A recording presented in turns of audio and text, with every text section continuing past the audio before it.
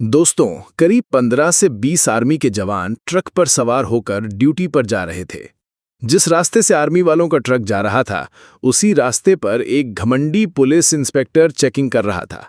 Inspector ने army के truck को रोका और गुर्राया, साथ ही बेइज्जती भी की। उसके बाद आर्मी के सभी जवान ट्रक से उतर गए और इंस्पेक्टर की तरफ बढ़े। उसके बाद आर्मी वालों ने जो किया, जानकर आपके होश उड़ जाएंगे। दोस्तों, उससे पहले आपसे एक ही रिक्वेस्ट है कि अगर आप भी आर्मी को दिल से लाइक करते हैं तो वीडियो को एक लाइक और चैनल को सब्सक्राइब भी कर दीजिए। दोस्तों, एक घटना है राजस्थान की, जहां की धरती पर मई का महीना किसी अग्नि परीक्षा से कम नहीं होता। सुबह सुबह हल्की ठंडी हवाओं के साथ सूरज उगता है, लेकिन जैसे जैसे दिन चढ़ता है धरती अंगारों की तरह तपने लगती है। हवा का हर झोंका मानो आग का फुवारा हो। सड़क का डामर पिघलकर बुलबुले छोड़ता है और पेड़ों की छांव भी किसी जलते तवे जैसी लगती है। उस दिन भी ऐसा ही मंजर था।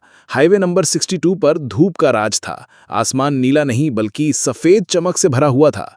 लोग अपने अपने काम से निकल रहे थे, पर हर किसी के चेहरे पर गर्मी की मार साफ झलक रही थी। इसी सड़क के किनारे एक चौकी थी। वहां तैनात थे सब इंस्पेक्टर बलवंत सिंह।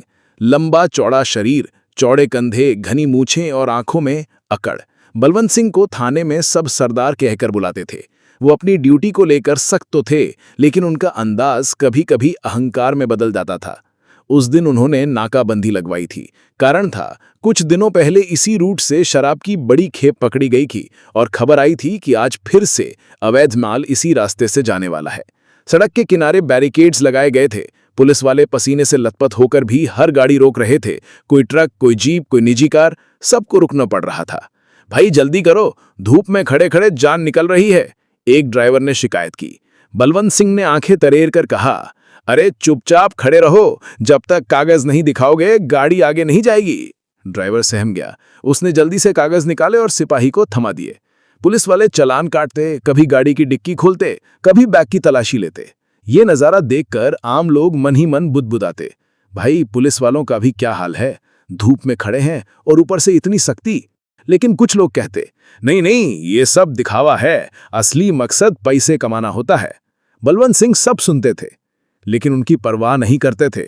उनकी सोच साफ थी, कानून का राज मैं ही हूं। इसी बीच दोपहर के करीब 12:30 बजे दूर से धूल का गुबार उठा। पहले लगा कोई और ट्रक आ रहा है, लेकिन जब गाड़ी पास आई तो सबकी नजरें ठहर गईं।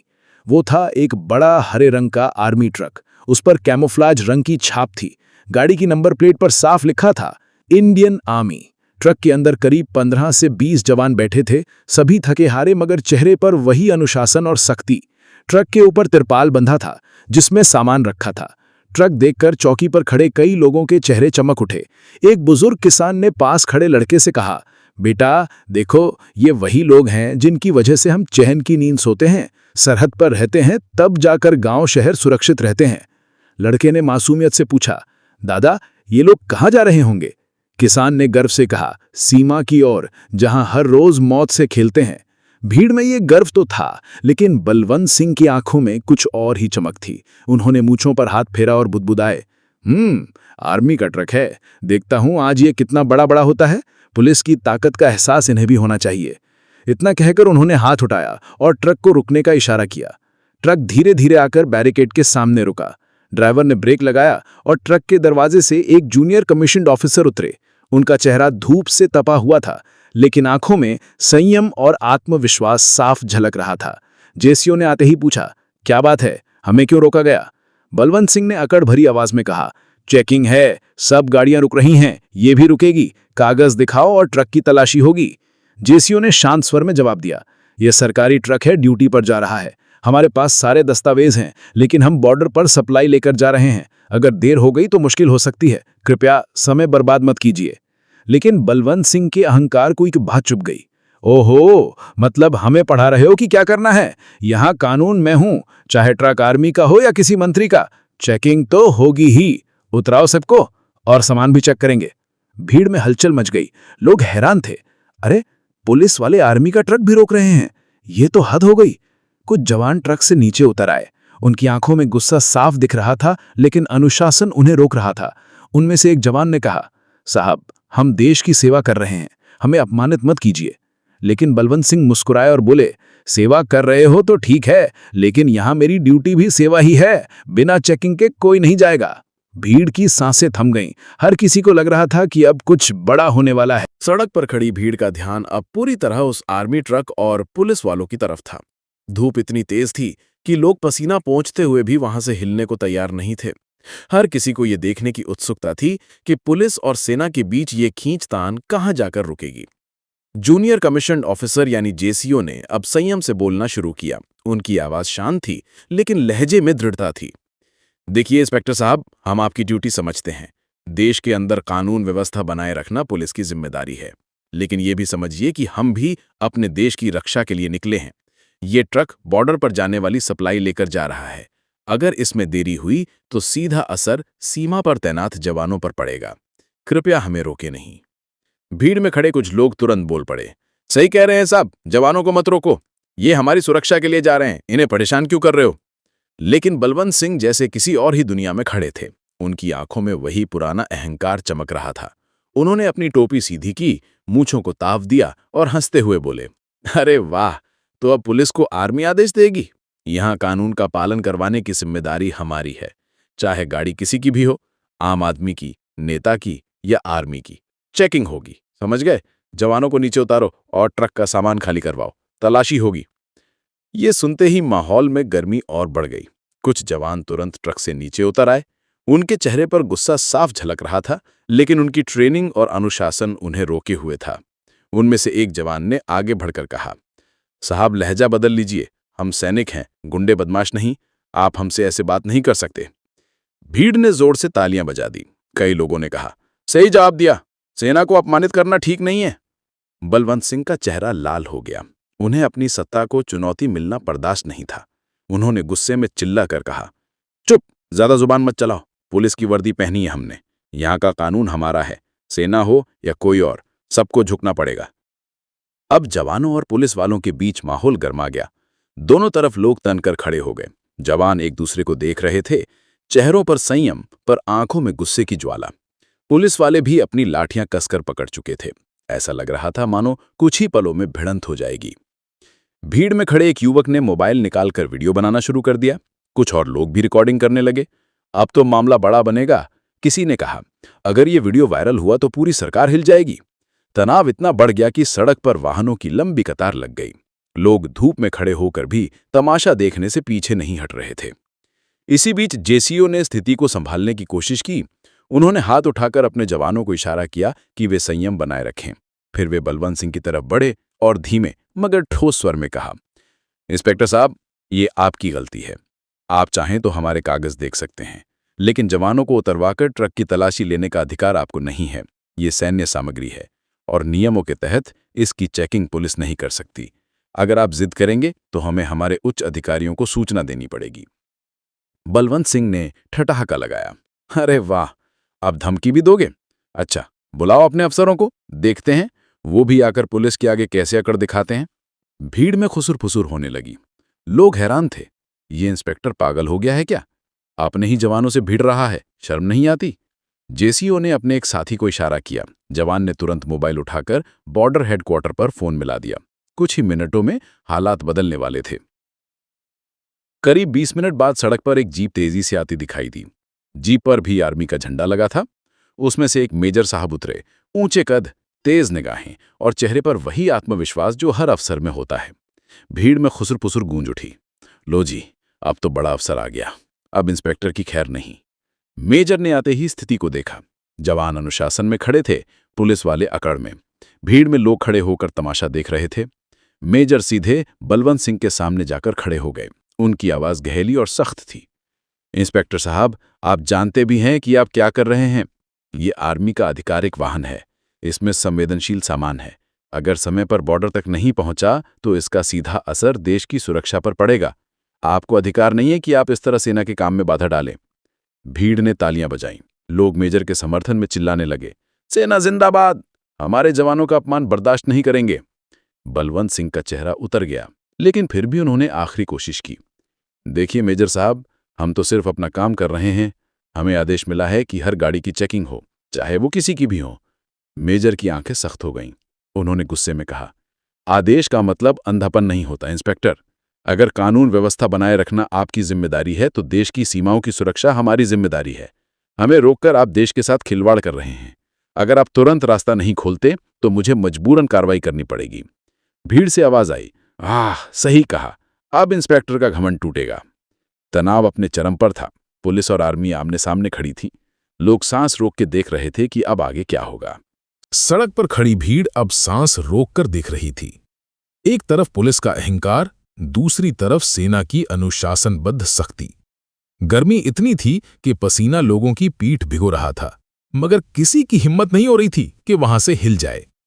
हर किसी को लग रहा था कि इतिहास का कोई पल उनकी आंखों के सामने घट रहा है। सब इंस्पेक्टर बलवंत सिंह अब तक अकड़ में थे, लेकिन मेजर की सख्त आवाज ने उनके आत्मविश्वास की नींव हिला दी थी।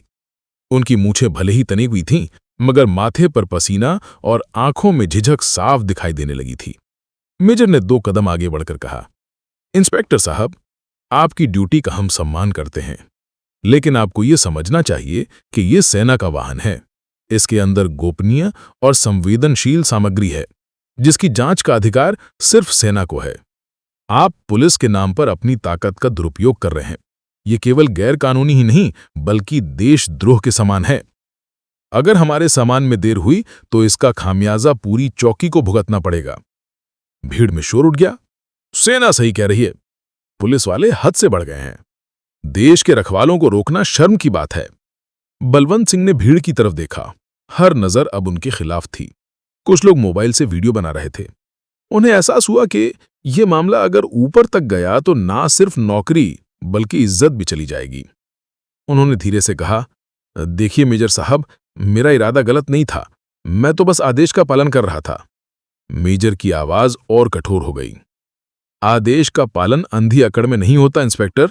अगर आपको समझ नहीं है कि कहां रुकना चाहिए तो ये आपकी कमजोरी है। याद रखिए, हम दोनों ही वर्दी वाले हैं, लेकिन फर्क इतना है कि हम सरहद पर गोली खाते हैं और आप यहां जनता के बीच खड़े होकर नियम लागू करते हैं। हमें अपमानित करने का हक आपको किसी ने नहीं दिया। भीड़ ने फिर तालियां बजाईं। कुछ नौजवानों ने नारा लगाया, भारत माता की जय, इंडियन आर्मी जिंदाबाद। ये नारे बलवंत सिंह के कानों में हथौड़े की तरह पड़ रहे थे। उनकी आंखें झुकने लगीं। पहली बार उन्होंने महसूस किया कि पुलिस की वर्दी पहने होने के बावजूद उनकी इज्जत भीड़ की नजरों में खत्म हो चुकी है। उनके सिपाही भी अब चुप खड़े थे। वे समझ नहीं पा रहे थे कि अपने इंस्पेक्टर का साथ दें या चुप रहकर तमाशा देखें। बलवंत ने गहरी सांस ली। उनके होंठ कांप रहे थे। फिर अचानक उन्होंने हाथ जोड़ दिए। माफ कीजिए मेजर साहब, शायद मैं हद से बढ़ गया। मेरा मकसद आपको अपमानित करना नहीं था। कृपया इसे मेरी गलती समझकर माफ कर दीजिए। ये सुनते ही भीड़ में सन्नाटा छा गया। हर किसी ने सोचा, क्या सचमुच ये वही बलवंत सिंह हैं जो कुछ देर पहले दंभ में भरे खड़े थे? मेजर ने गंभीरता से कहा, इंस्पेक्टर साहब, माफी मांगने से गलती मिटती नहीं है, लेकिन अगर आप सच में अपनी गलती समझ गए हैं तो ये आपके लिए सबक होना चाहिए। याद रखिए, देश की सेवा करने वाले जवानों का रास्ता रोकना अपने ही देश को कमजोर करना है।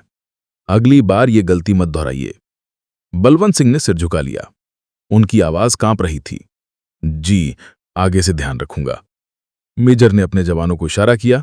वे वापस ट्रक में बैठ गए। गाड़ी का इंजन गरजने लगा। जब ट्रक आगे बढ़ा तो भीड़ ने जोरदार तालियां बजाईं और लोग गर्व से चिल्लाने लगे, सेना जिंदाबाद, भारत माता की जय।